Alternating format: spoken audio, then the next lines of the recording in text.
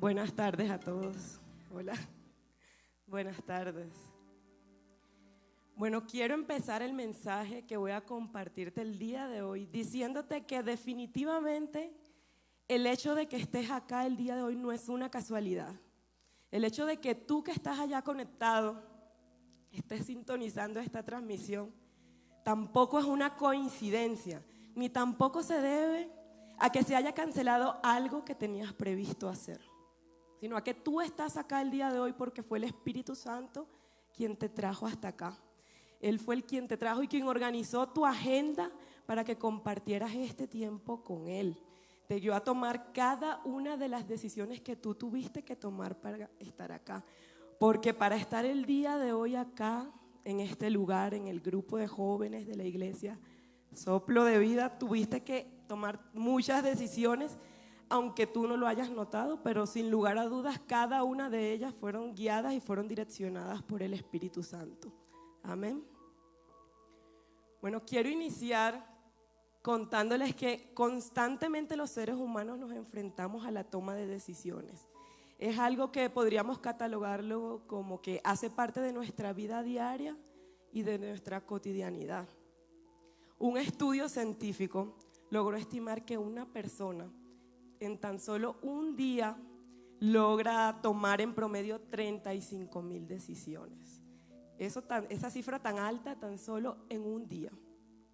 Adicionalmente a esto, de esa gran cantidad de decisiones que nosotros tomamos en un día, solo somos conscientes de una pequeña parte de ellos, más o menos el 1%. Es decir, que la gran mayoría de decisiones que tomamos, nuestro cerebro las toma de manera automática. El 99.74% de las decisiones se basan en datos que tenemos almacenados en nuestra memoria. Y de cierta forma esto le permite a nuestro cerebro ahorrar energía, podríamos decirlo de esa forma. La gran mayoría de decisiones que nosotros tomamos en un día las tomamos en modo piloto automático o en modo de ahorro de energía. No es porque nuestro cerebro toma esas decisiones basadas en lo que ha sucedido anteriormente, en nuestros hábitos. Pero más allá de esto, lo cierto es que nuestro cerebro constantemente una y otra vez está evaluando opciones, decidiendo qué camino debemos seguir. Y esto sucede tanto en asuntos rutinarios, en asuntos como qué chaqueta uso el día de hoy, duermo 5 minutos más o me levanto, tomo café o tomo agua, o en asuntos más trascendentales de nuestra vida que pueden repercutir en nuestra área familiar, profesional, laboral, sentimental, incluso en nuestra área espiritual. Quiero decirles que Dios nos da libre albedrío. Es decir, Él nos da la capacidad de tomar decisiones y Él respeta nuestra voluntad. Él ni siquiera nos obliga a obedecerlo porque Dios creó al ser humano con la capacidad de elegir, porque Él no quiere que nosotros lo sigamos o que lo obedezcamos por obligación o porque Él mismo nos lo impone, sino al contrario. Él quiere que lo hagamos por amor, porque nosotros mismos lo deseamos.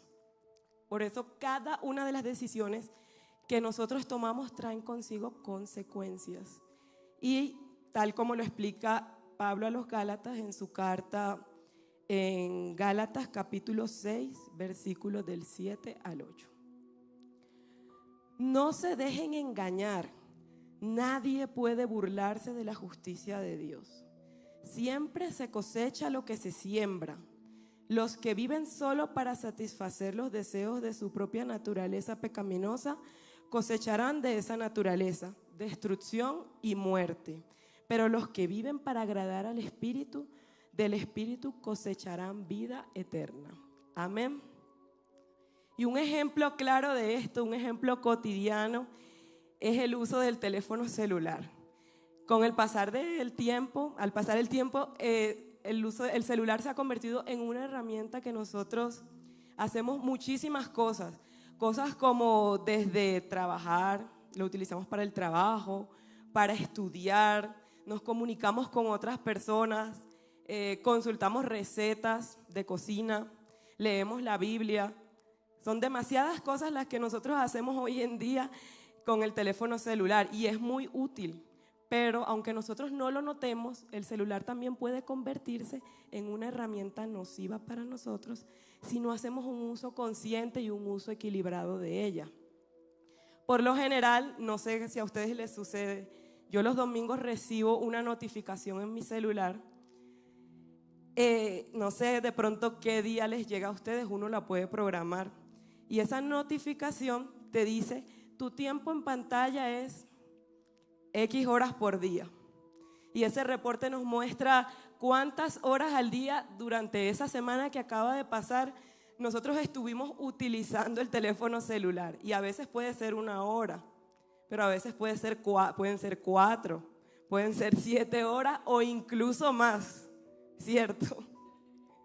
Ahora bien, este dato no necesariamente indica si estamos haciendo aunque nos abruma un poco, no necesariamente indica si estamos haciendo un buen uso o un mal uso del teléfono celular, porque puede que parte de ese tiempo se deba a que escuchamos música, que escuchamos podcast, escuchamos prédicas como mientras vamos al camino al trabajo, a la universidad o mientras hacemos otras actividades.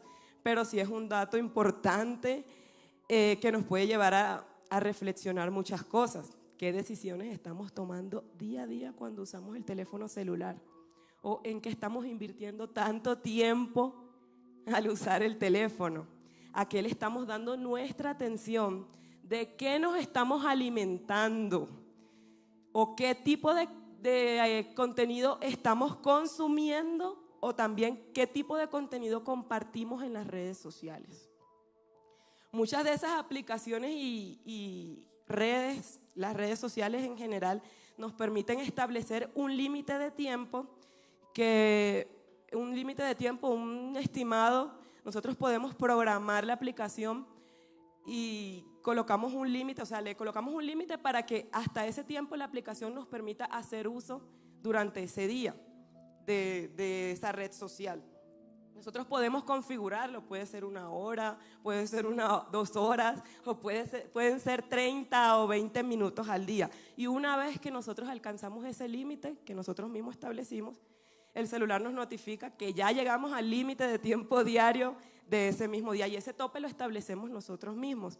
Esta herramienta es práctica y nos puede ayudar a tener un mayor control y una mayor conciencia del tiempo que pasamos durante cada día en pantalla. Por lo menos a mí personalmente me ha tocado tomar esas medidas. Es que las redes sociales y la tecnología en general son herramientas útiles. No las estamos satanizando, pero esto es siempre y cuando nosotros las usemos con propósito. Si no somos intencionales, podemos tomar cada día pequeñas decisiones que, aunque en el momento no parezcan importantes, nos parezcan insignificantes, no nos edifican. Y en lugar de acercarnos a Dios, nos alejan y nos separan cada vez más de Él. Amén. Por eso yo quiero preguntarte hoy, no me tienes que responder, ¿qué estamos sembrando el día de hoy con cada una de las decisiones que tomamos? Y es porque es muy importante que nosotros como cristianos busquemos sembrar semillas, así como lo dijo Pablo, semillas que produzcan frutos agradables al Espíritu Santo, porque nosotros queremos cosechar vida eterna, nosotros no queremos cosechar ni destrucción ni muerte, ¿cierto? Y así como lo dijo el apóstol Pablo, a Dios no lo podemos engañar. Aunque Él respeta nuestro libre albedrío, no podemos burlarnos de su justicia. Amén. Y tal vez algunos de ustedes hayan escuchado frases como: las decisiones de hoy determinan tu realidad de mañana, o lo que estás viviendo hoy es el resultado de tus decisiones pasadas. Y aunque a nosotros esto, lo que nos identifica a nosotros, o lo que nos define es nuestra identidad en Cristo, las decisiones que nosotros tomamos, por muy pequeñas que sean, repercuten en nuestra vida espiritual.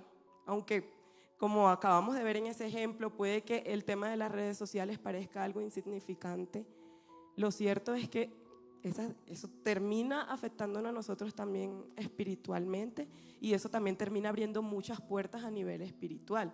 Y quiero que este sea el momento de preguntarte a ti mismo ¿Será que esas decisiones que estás tomando en tu día a día, por muy pequeñas que sean, te acercan o por el contrario, te están alejando del propósito de Dios? El propósito de Dios con tu vida. Amén. El peligro de tomar ese tipo de decisiones, cualquier tipo de decisiones, sin la guía del Espíritu Santo, es que nosotros podríamos hacerlo desde nuestra emocionalidad. Podríamos hacerlo desde nuestras heridas del pasado o dependiendo de lo que nosotros estemos sintiendo el día de hoy. Tal vez si en este momento te sientes cansada, sientes que ya no tienes fuerzas, creas que es momento de renunciar a aquello por lo que has estado trabajando durante tantos años, durante tanto tiempo.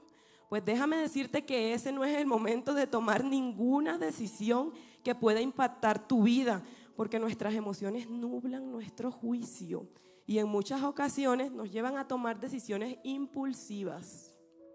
La buena noticia para todos es que el Señor nos promete que estará con nosotros, que nos guiará y que nos aconsejará, como dice la palabra en Salmos capítulo 32, versículo 8. El Señor te dice: yo te instruiré, yo te mostraré el camino que debes seguir, yo te daré consejos y velaré por ti. Amén. Y es por esto, por lo que es muy importante que cada una de las decisiones que nosotros tomemos, las tomemos conforme al propósito de Dios. Y si nosotros queremos caminar conforme al propósito de Dios, debemos conocer cuál es la voluntad que el Señor tiene con nosotros. Si queremos ser colaboradores de ese plan del Señor, pero nosotros podríamos ser capaces, ¿acaso, de escuchar la voz de alguien que no conocemos? ¿Cierto que no? Es por eso, por lo que debemos crear una relación de intimidad con Él y ser intencionales cada día en buscar su presencia. Amén. Bueno, en el Antiguo Testamento podemos leer cómo el Señor le da la instrucción a Moisés. Él le dice que debía construir el tabernáculo para habitar en medio de los israelitas. Y era en este lugar en el cual los israelitas podían ir a ofrecer sus sacrificios a Dios y también a adorarlo. Los levitas habían sido designados por el Señor como aquellos que servirían en el tabernáculo. Y los sacerdotes, por otro lado, eran los encargados de ofrecer los sacrificios y las ofrendas a Dios. En Levítico capítulo 6, versículos del 12 al 13, el Señor nos da la siguiente instrucción. Mientras tanto, el fuego se mantendrá encendido sobre el altar. No deberá apagarse. Cada mañana el sacerdote pondrá más leña sobre el altar y encima de este colocará el holocausto para quemar en él la grasa del sacrificio de comunión. El fuego sobre el altar no deberá apagarse nunca, siempre deberá estar encendido. Amén.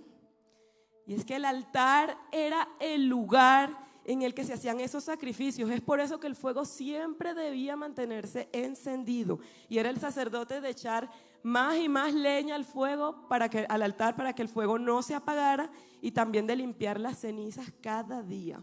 Pero también nos muestra la búsqueda de la adoración, la búsqueda de Dios, la búsqueda de la intimidad, de la comunión con Dios, no debe cesar, debe ser constante, debe ser permanente. Amén. Y es nuestra responsabilidad velar porque ese fuego se mantenga encendido, que la llama nunca se apague. El Señor busca personas que estén dispuestas a cargar su fuego, a velar porque ese fuego no se apague, a limpiar el altar cada día. Personas que estén dispuestas a negarse a sí mismos y a seguir a Cristo. Amén. Los israelitas, antes de ir a cualquier batalla, si ellos querían contar con la dirección de Dios, ellos lo consultaban y le preguntaban qué tan conveniente era ir a esa batalla, y ellos lo hacían a través del arca del pacto, que representaba la presencia de Dios. Y después de que los 12 espías exploraran la tierra de Canaán, el pueblo de Israel, en un acto de rebeldía y desobediencia, ellos se enfrentaron a los amalecitas y fueron atacados y derrotados. Esto lo hicieron sin consultar a Dios, sin tener la aprobación de Dios. Pero la palabra también es clara en que ni Moisés ni el arca del pacto del Señor salieron del campamento. Ahí podemos ver la importancia de lo que sucede cuando nosotros no consultamos a Dios. Y es que no basta con consultar a Dios si nosotros no estamos dispuestos a ser obedientes a lo que Él nos ha dicho, a lo que Él nos ha hablado, a lo que Él nos ha enviado a hacer. Sino que al contrario, nosotros optamos por seguir adelante con nuestro propio parecer, con lo que nosotros creemos que es lo mejor para nosotros. Y cuando los filisteos se enteraron de que David había sido ungido como rey de Israel, ellos enviaron un ejército para tratar de capturarlo. Y en ese momento David sí le preguntó al Señor: ¿debo salir a pelear contra los filisteos? Y el Señor le contestó y le aseguró la victoria. Más adelante los filisteos volvieron a atacar a David y él nuevamente consultó al Señor. Y el Señor le contestó, no solamente le contestó que debía atacar a los filisteos, sino que también le respondió cómo debía atacar a los filisteos. Él le respondió: no los ataques de frente, rodéalos y atácalos por la retaguardia. David fue obediente a lo que Dios le había dicho y fue así como él obtuvo la victoria de esa batalla. Amén. Quiero decirte en esta tarde que cuando nosotros consultamos al Señor, cuando nosotros somos guiados por Él, cuando somos obedientes y seguimos cada una de sus instrucciones, o nosotros obtenemos la victoria, porque es el Dios Todopoderoso quien la entrega en nuestras manos. Amén. ¿Cuántos de nosotros queremos consultar al Señor y queremos ser guiados por Él en cada una de las decisiones que tomamos? ¿No? Soy la primera en levantar la mano. Si realmente queremos contar con la dirección de Dios en cada una de nuestras decisiones, si queremos contar con el consejo de Dios, es indispensable que llevemos una vida de oración. No lo podemos evitar. No precisamente una oración para solo hacer y hacerle peticiones, sino para tener intimidad con Él. Porque nosotros, ¿cómo podríamos ser capaces de reconocer esa voz si no la conocemos? Si no intimamos con Él. Pero también quiero recordarte que es primordial que también estudiemos la palabra de Dios.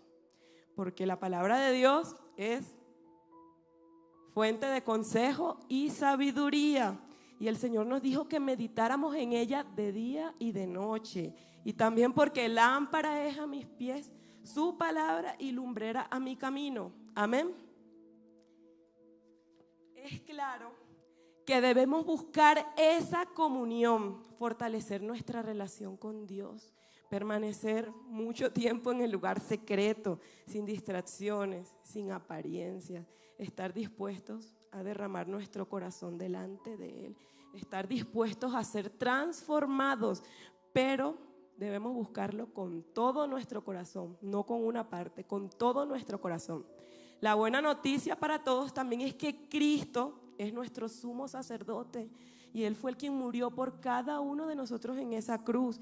El velo se rasgó, Él nos dio libre acceso a la presencia de Dios. Anteriormente, como les había contado, los sacerdotes eran quienes ofrecían esos sacrificios a Dios, pero Cristo eliminó toda separación entre Dios y los hombres. Y como lo dice en 1 Timoteo, capítulo 2, versículo 5. Porque hay un solo Dios y un solo mediador entre Dios y los hombres, Jesucristo hombre. Amén. Cuando no involucramos al Señor en cada una de las decisiones que tomamos, despreciamos el sacrificio de Cristo en la cruz, porque fue precisamente por eso que Él murió por nosotros, para darnos libre acceso al Padre, libre acceso a Él y también a su dirección. Amén. Quiero también comentarles que tomar decisiones sin buscar su voluntad es actuar como si no necesitáramos su guía. Pero nosotros fuimos adoptados como hijos, no para vivir confundidos, no para vivir sin el Espíritu Santo, sino al contrario, para ser guiados por el Espíritu Santo de Dios en todos y cada uno de nuestros pasos.